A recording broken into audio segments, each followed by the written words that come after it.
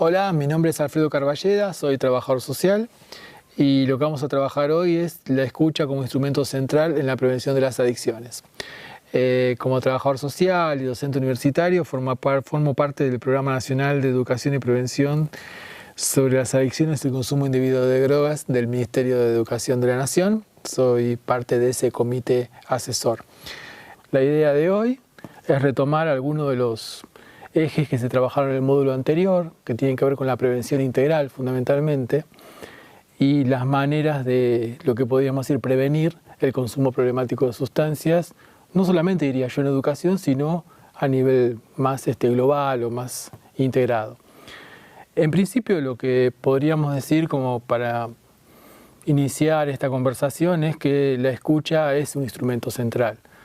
En cualquier disciplina, la escucha, la palabra y la mirada son centrales en función de que van a determinar el sentido de la intervención.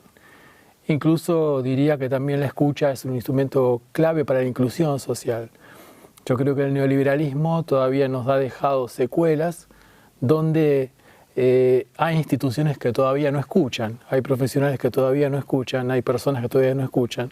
Entonces la circulación de la palabra, aún hoy, 10 años después, diría yo, 11 o 12 años después de la crisis del 2001, seguimos teniendo ruidos en esa escucha.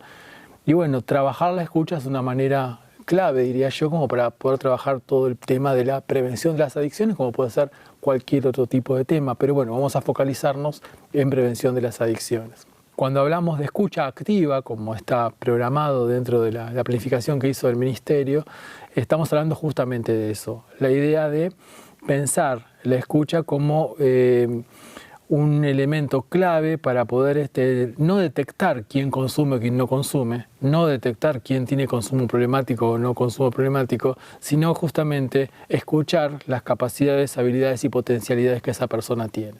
Es decir, haciendo un poco de esfuerzo, diría, sería la idea de escuchar el lazo social, tratar de escuchar cómo el lazo social es posible de ser reconstituido, cómo la sociedad es posible de ser rearmada y básicamente la posibilidad de sostener nuevas amalgamas sociales que son las que estamos necesitando en este momento a partir de la crisis que mencionábamos antes. Pensar la escucha no solamente es pensarla desde la escucha en sí misma, sino también desde la palabra y desde la mirada. Y este punto que venimos planteando de pensar la escucha se vincula, diría yo, estrechamente con el módulo anterior que tiene que ver con la prevención integral en este tema.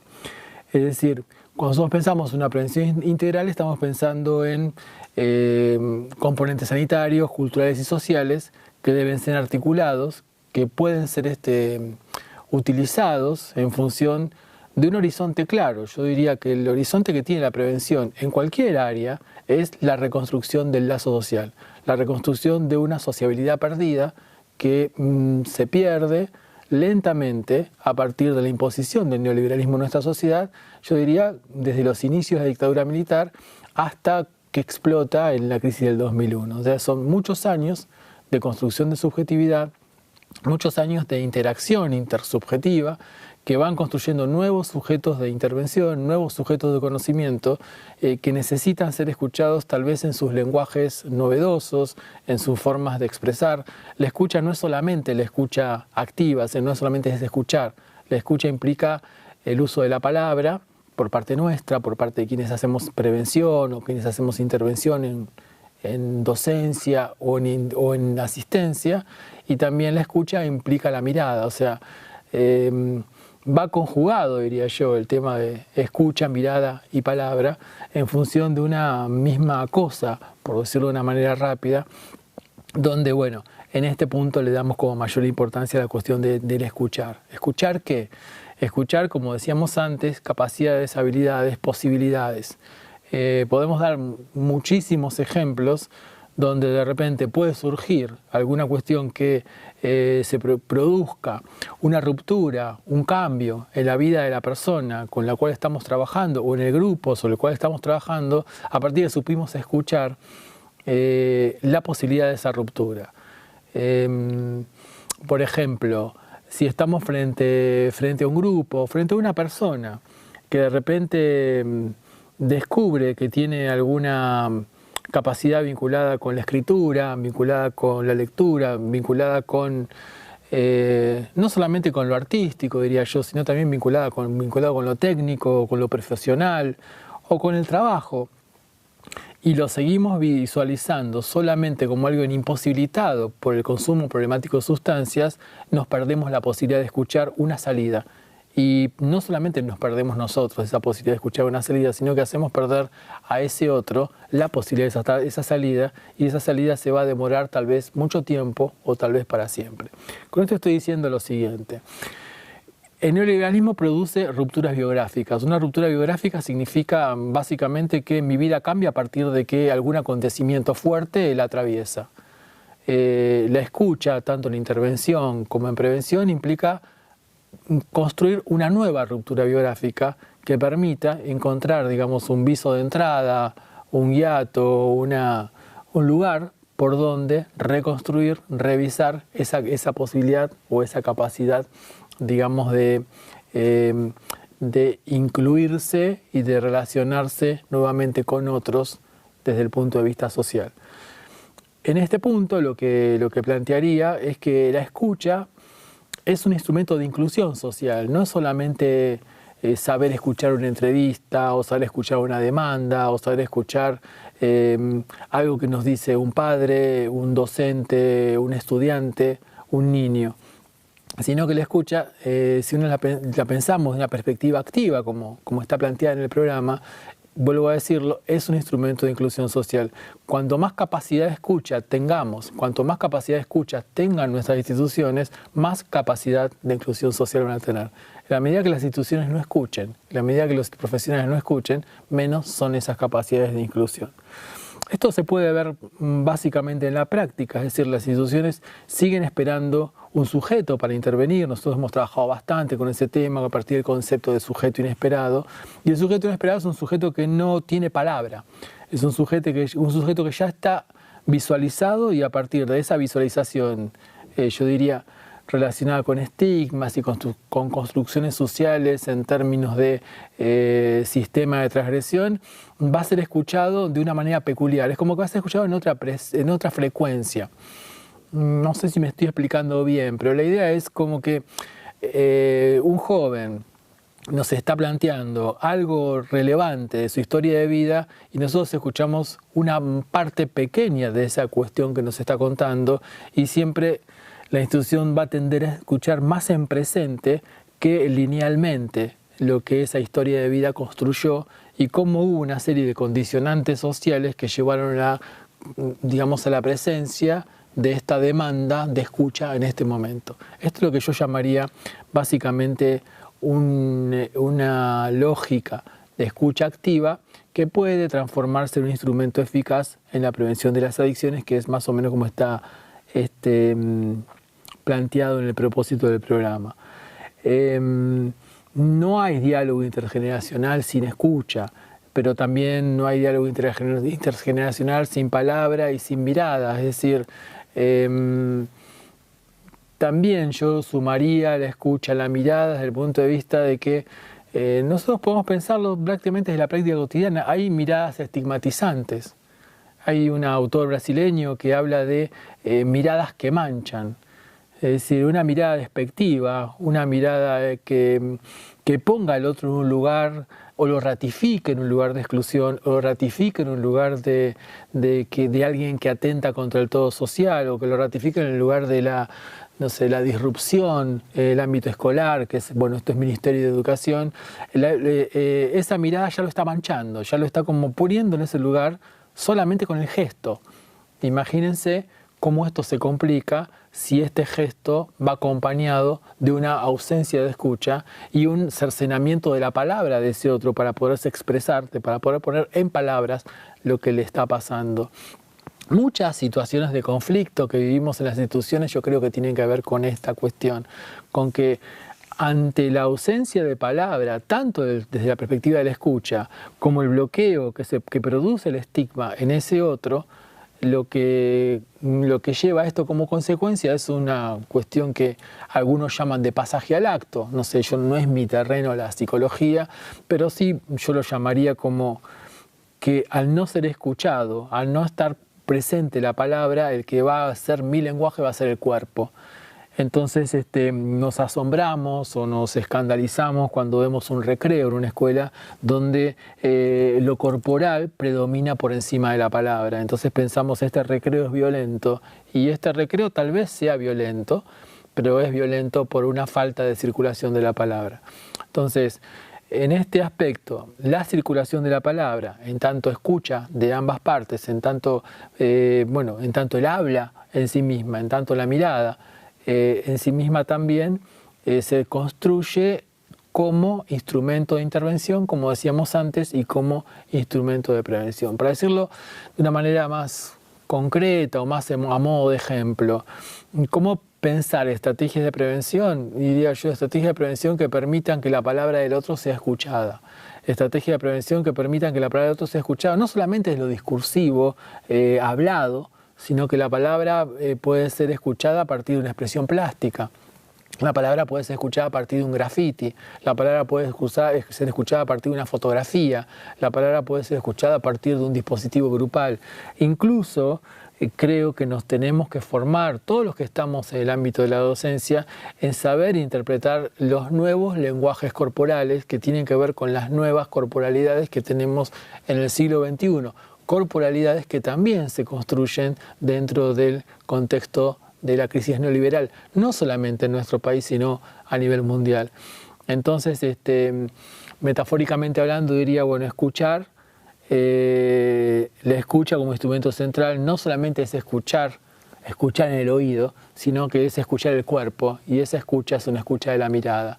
Y también escuchar la institución. Escuchar la institución es escuchar el ruido de la institución. El ruido de la institución son las distintas voces que la institución tiene, y ese ruido de distintas voces que las instituciones, escolares tienen, también nos están hablando de algo marcado por la incertidumbre, por las dificultades, por una idea de no futuro, y por una idea también de crisis, yo diría de mandato fundacional que ha tenido, digamos, la educación, sobre todo a partir de la implantación de este modelo neoliberal, primero por terrorismo de Estado y luego por terrorismo de mercado. Es decir, el mandato fundacional de la escuela sigue siendo bastante complejo de ser cumplido.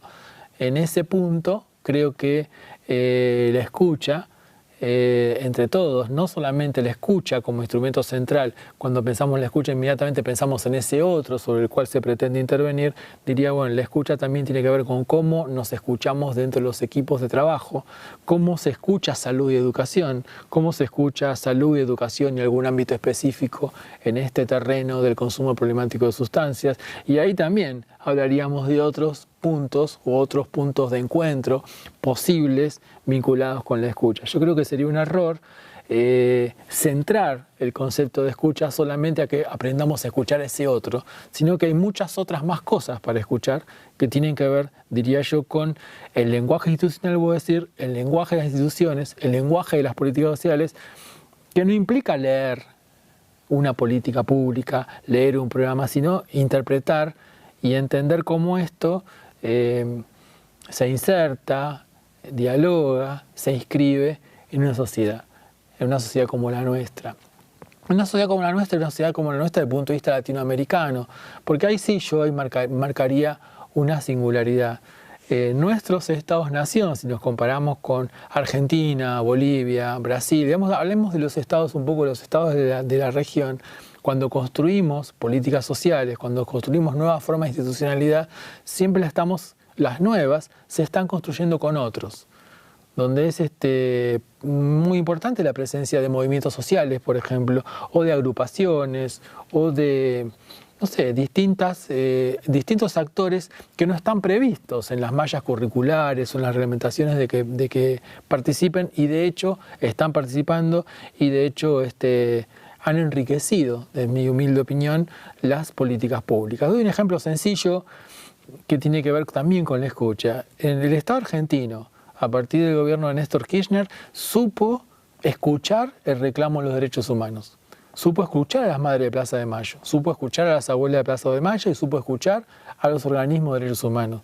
Esa escucha se transformó en activas políticas de derechos humanos que hoy son de punta a nivel mundial, que no solamente son interesantes políticas de derechos humanos, sino que también son eficaces políticas de derechos humanos que bueno, ya empiezan a ser utilizadas no solamente en nuestro país, sino en otros países de América Latina. Fíjense, digamos, la variación que tiene esta noción de escucha, y creo que es central en toda profesión interventiva. Es decir, un médico que no escucha es un médico que transformó la palabra en recetario.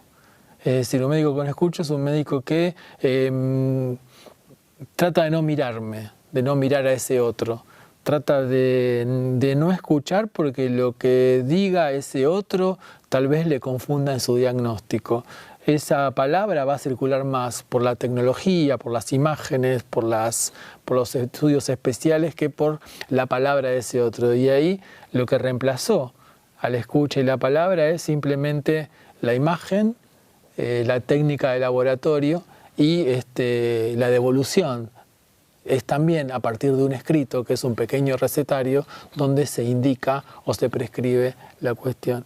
Entonces creo que si miramos disciplina por disciplina del campo interventivo, la medicina, la psicología, el trabajo social, la terapia ocupacional, la enfermería y por supuesto la pedagogía, creo que también es necesaria hacer una profunda autorreflexión en función de qué escuchamos, de cómo escuchamos y de qué estamos escuchando. Y muchas veces, si empezamos a mirar eso, tal vez encontremos que estamos escuchando lo que queremos escuchar. Y si estamos escuchando lo que queremos escuchar, ya la idea de escucha como elemento central de prevención de las adicciones se desvanece, se difumina y deja de tener sentido.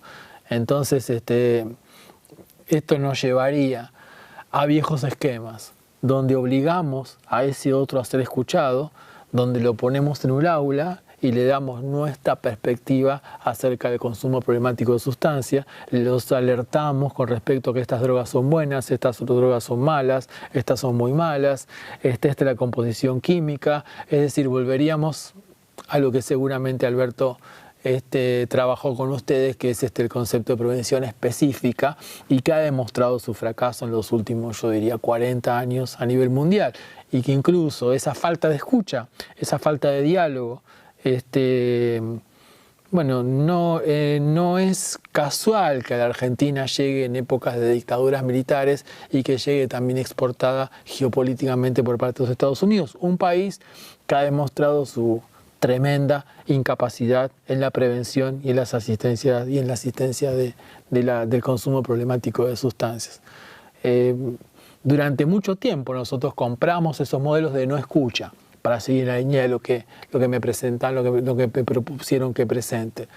Línea de escucha es decir, una línea donde el discurso va de un solo lado para el otro lado tiene que escuchar y esa escucha se hace nula, incluso hasta habría que estudiarlo, pero siempre uno tuvo la intuición de que esta manera de habla que produce esta manera de escucha es fuertemente contraproducente.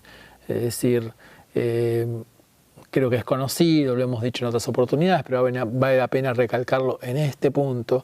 Es decir, toda afirmación que no permita diálogo vinculado con el consumo problemático de sustancias va a generar más problema que resolución del mismo.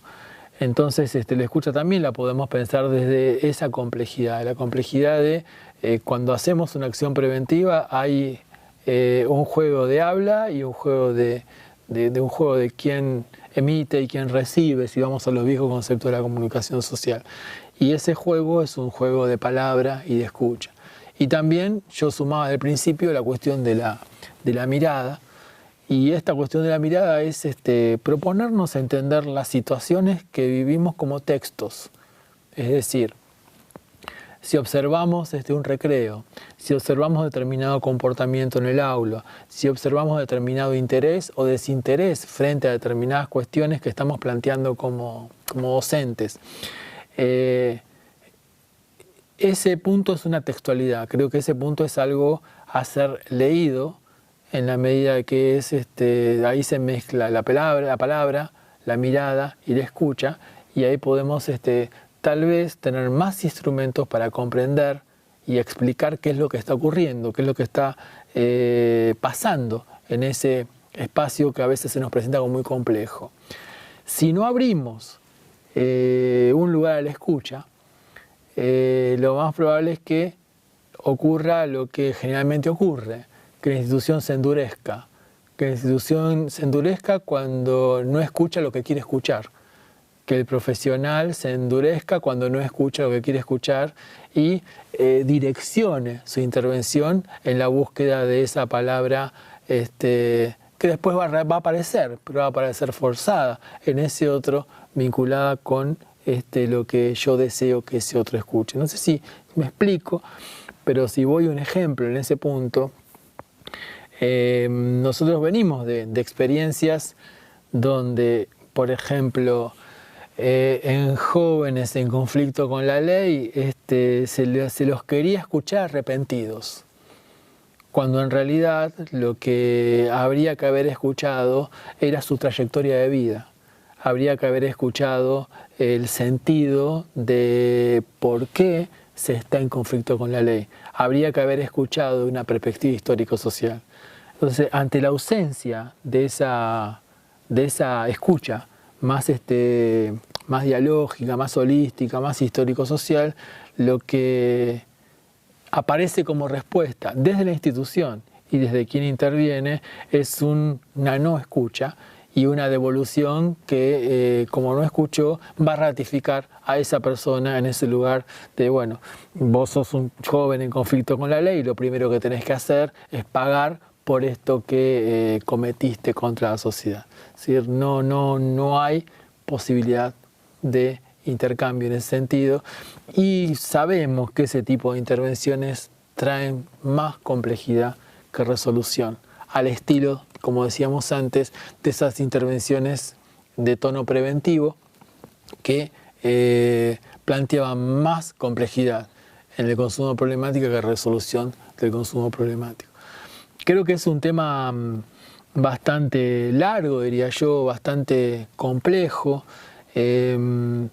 Ustedes van a tener material escrito sobre esto y bueno, vamos a compartirlo, seguramente vamos a tener formas de interacción dentro de este programa que estamos construyendo, y parece un tema chiquito, parece un tema pequeño, decir, bueno, hay que escuchar, aprendamos a escuchar, pero aprender a escuchar creo que forma parte de la trayectoria profesional de cualquier disciplina, vuelvo a decir, interventiva, llámese trabajo social, pedagogía, terapia ocupacional, etc. Psicología, medicina. Creo que incluso tenemos que escuchar contextualizado, porque las escuchas varían según las épocas y los lenguajes varían según las épocas.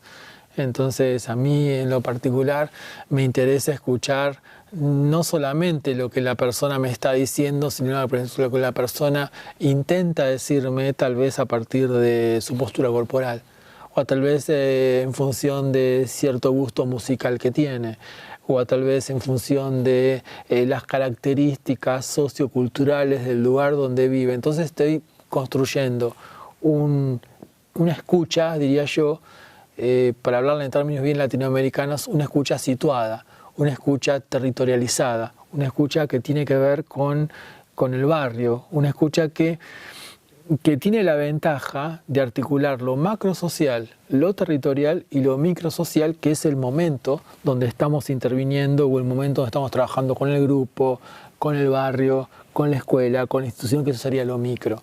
Pero para poder entender eso, para poder comprender y explicar eso con mayor detalle, necesitamos una escucha que sepa atravesar lo macro, singularizarse en el territorio y resingularizarse en las connotaciones y características peculiares que pueda tener la institución, el grupo, incluso la persona, que puede ser el joven, el padre o el propio docente, trabajador social, psicólogo, etcétera, que está interviniendo. De ahí que creo que esto es un tema largo para trabajar, pero creo que desde este punto de vista tomaríamos el concepto de escucha como condición necesaria del diálogo intergeneracional. Es decir, sin diálogo intergeneracional no hay escucha. Es decir, es como un simulacro de escucha.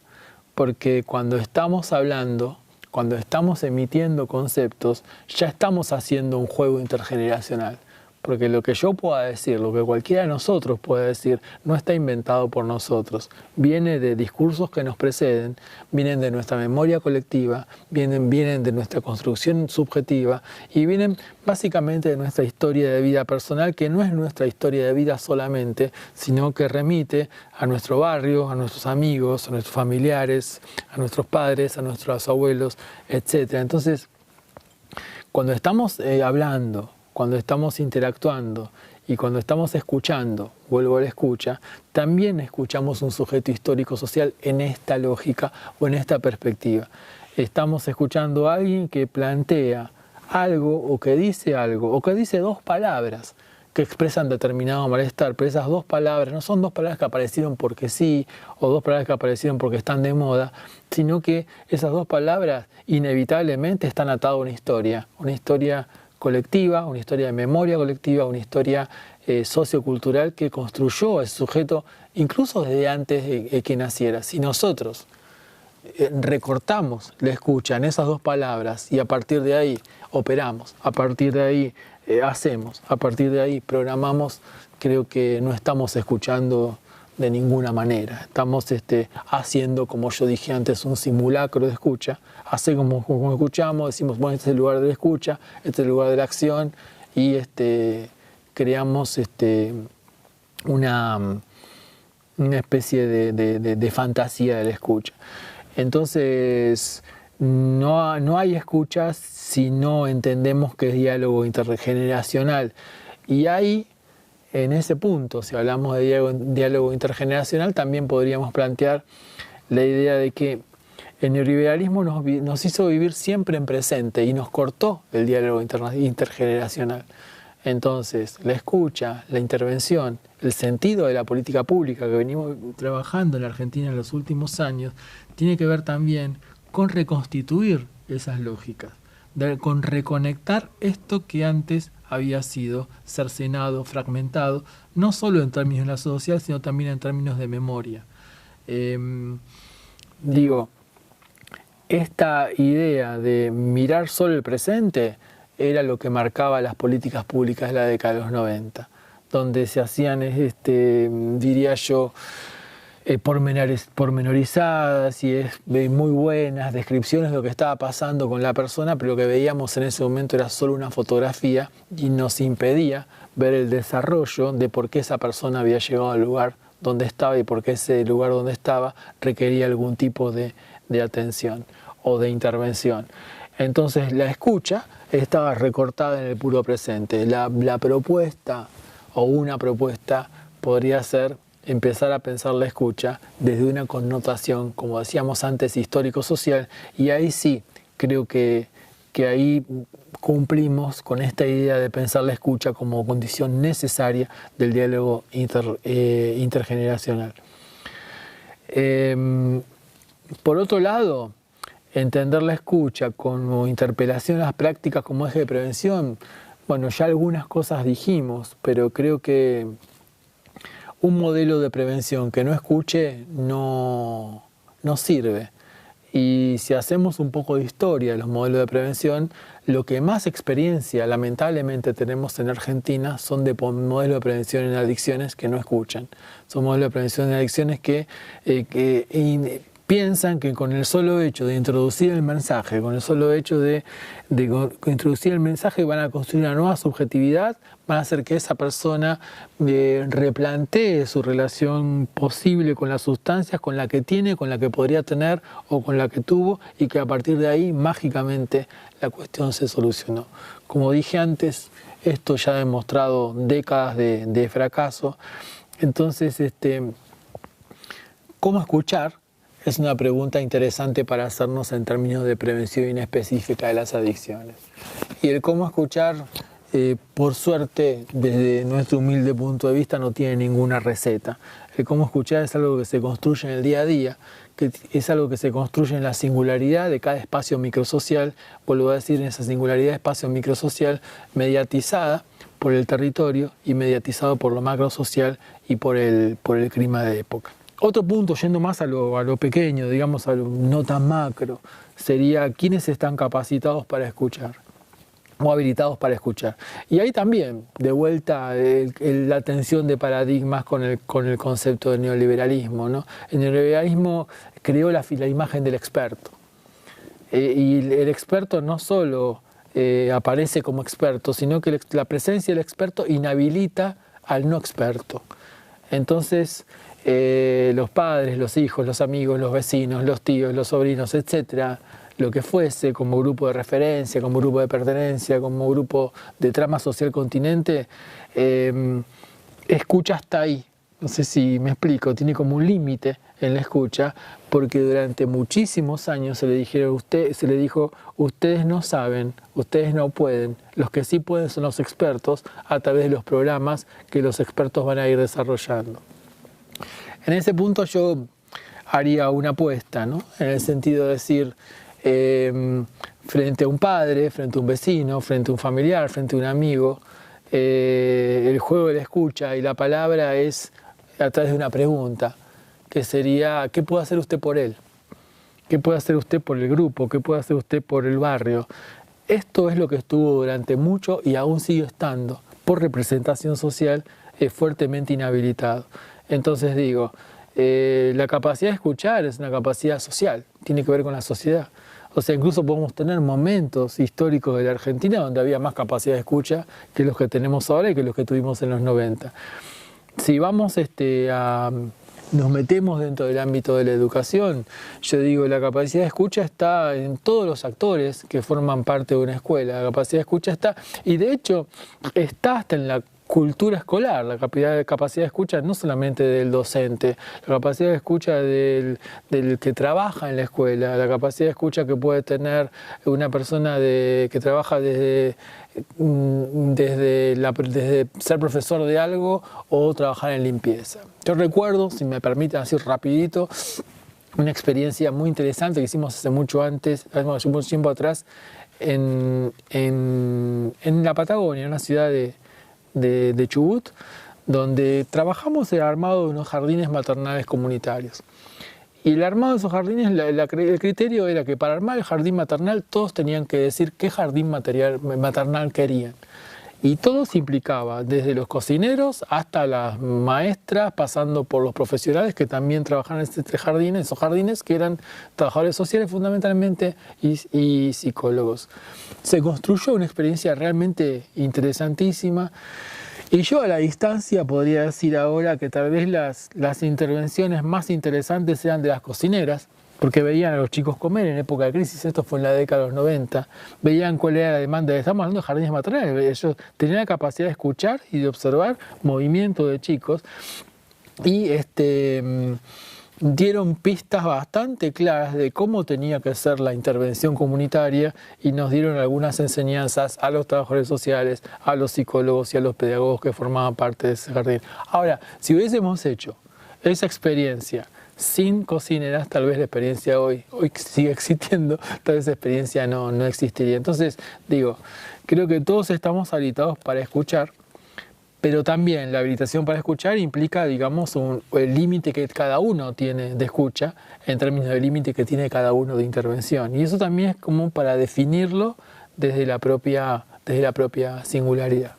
Y agregaría también algo que va de la mano de lo que venimos conversando, que es la cuestión de la responsabilidad.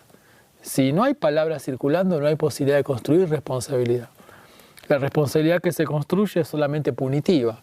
Si no hay palabra que circule, si no hay mirada, si no hay escucha, la única responsabilidad que se construye es una responsabilidad, diría yo, artificial, que es la de los reglamentos, la de los horarios, la de cómo hay que venir vestido, de lo que se hace en cada lugar y qué no se hace en cada lugar. Yo creo que la responsabilidad pasa por facilitar la posibilidad de recuperar espacios de socialización, espacios de encuentro, espacios de, vuelvo a decirlo, de circulación de la palabra, donde de hecho todos somos responsables. Digo a modo de ejemplo, si con un grupo de chicos en una escuela se intenta crear un grupo de teatro, ese grupo de teatro ya es un espacio de responsabilidad, porque va a haber que fijar horarios de reuniones, va a haber que definir con qué guión vamos a trabajar, va a haber que definir quién va a dirigir si es que no tenemos un director de teatro, va a haber que discutir un poco el argumento, va a haber que discutir quién hace cada papel, dónde lo vamos a filmar, para qué lo hacemos, y eso va a construir una forma de responsabilidad mucho más libre que la responsabilidad punitiva que diría, bueno, acá se hace un grupo de teatro a partir de 8 a 12 y ellos son los que forman el grupo y ellos no, porque consideramos que por, qué sé yo, problemas de atención, etcétera, no los incluimos en ese grupo. Y creo que,